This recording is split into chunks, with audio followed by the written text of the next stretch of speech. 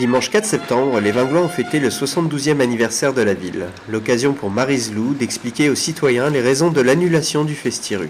Il se trouve que nous avons été alertés évidemment dès la fin du mois de juillet, après les événements dramatiques de Nice, par la préfecture, que toute manifestation qui allait avoir lieu dans nos villes et villages, quel que soit le nombre d'habitants, l'importance du lieu, nous allions devoir évidemment convoquer des réunions et préparer la sécurité de ces manifestations.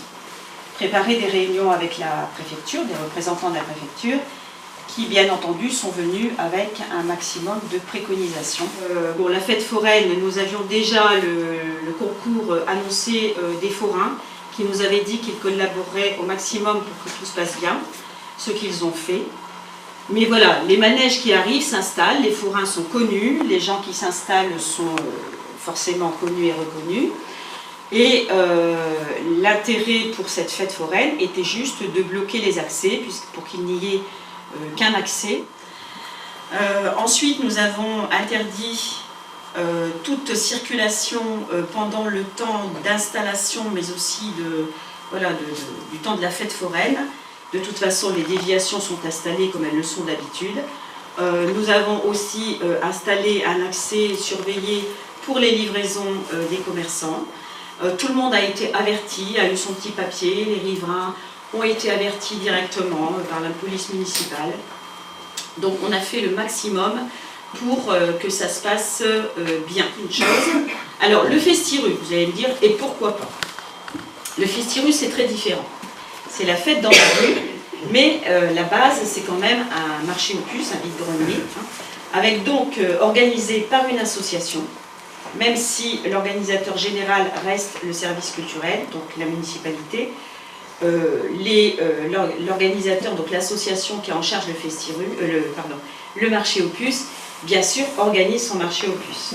Alors quand on s'est rendu compte de tout ce qu'il allait falloir faire en 8 jours de temps, on s'est dit que ça n'était vraiment pas possible. Pourquoi? Parce qu'il faut avoir très vite le nombre d'exposants avec leur nom, les copies de carte d'identité, les copies de carte grise. Il faut savoir qu'on ne peut pas laisser passer des gens dont on n'a pas l'immatriculation. Enfin, c'est quelque chose de très lourd. Et en si peu de temps, on ne pouvait pas, l'association ne pouvait pas le faire. Et nous, en tant que service culturel, nous n'avions pas non plus les moyens de le faire. Alors nous avons préféré l'annuler. Je peux vous dire que c'est un crève-cœur pour tout le monde, mais surtout pour le service culturel et moi-même, puisque c'était quand même notre 19e année. Mais c'est comme ça, moi je fais passer la sécurité des Vinglois avant tout. Alors ça ne veut pas dire qu'on ne veut plus rien faire.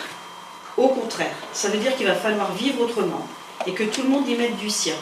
La sécurité, c'est l'affaire de tous. Évidemment, c'est à nous, municipalité, d'organiser le maximum de choses, d'être partenaire avec les associations, d'être partenaire avec toute personne voulant organiser quelque chose, mais il va falloir vraiment voir les choses complètement autrement. Et nous avons déjà commencé à nous y mettre.